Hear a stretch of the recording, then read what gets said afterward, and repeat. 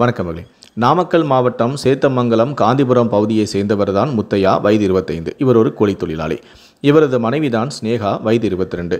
இந்த தம்பதிகளுக்கு பூவரசி என்ற 4 வயதில் ஒரு பெண் குழந்தையும் இருந்தது. முத்தையாவும் மனைவியான ஸ்னேகாவும் சென்னை காட்டுப்பாக்கத்தில் தங்கி கூலி வேலை பார்த்து வந்துள்ளனர். கணவன் மனைவி இருவருமே கடந்த 3 வருடங்களாக பிரிந்து அவருடைய பெற்றோர்கள் வீட்டில் வாழ்ந்து வருகிறார்கள்.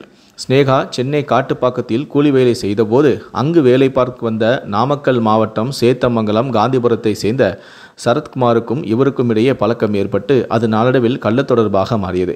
அவர்கள் இருவரும் அடிக்கடி தனிமையில் சந்தித்து உல்லாசமாக இருந்து வந்துள்ளனர்.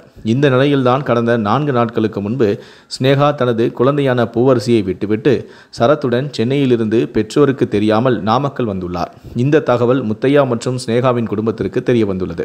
இதையடுத்து குழந்தையுடன் நாமக்கல் வந்த ஸ்னேகாவின் பெற்றோர் மற்றும் சரத்தின் பெற்றோர்கள் காதல் ஜோடியை சேர்த்து வைக்க மறுத்துவிட்டனர்.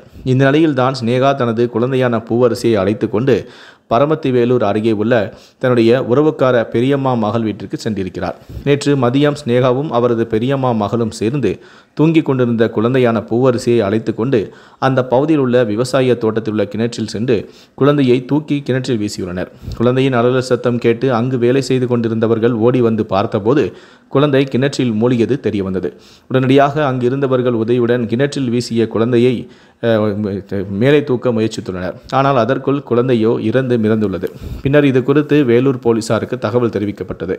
தகவல் அறிந்து வந்த வேலூர் போலீசார் அங்கு இறந்து கிடந்த குழந்தையின் உடலை மீட்டு வேலூர் அரசு மருத்துவமனையில் பிரேத பரிசோதனைக்காக சேர்த்துள்ளனர்.